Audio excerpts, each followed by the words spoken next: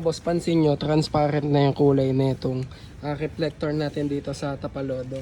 So, ginawa ko kasi mga boss, dati yung pula, bumili ako ng transparent, kagaya na itong nasa gilid.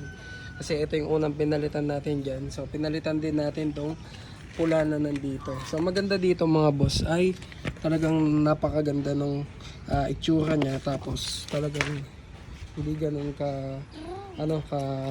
tignan ka.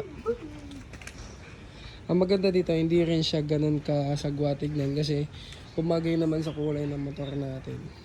Kung mapapansin nyo, medyo yan mga boss. Pinatungan ko kasi yan or nilagyan ko siya ng 3M double adhesive tape, yung original, para talagang makapit yung pinakadikit niya sa may reflector natin sa likod. So ganyan yung itsura ng mga bossing. Yan, napakalinis lang tignan. And tinakpan ko na din ng mga 3M yung butas doon sa may likod para hindi pasukan ng tubig, para mas magtagal yung dikit ng 3M double adhesive tape. So kung interested ka magpalit nito, ay ililink ko na lang din dito sa video yung click here to order sa taas ng pangalan natin. Check out mo na tapos pili ka ng kulay na gusto mo.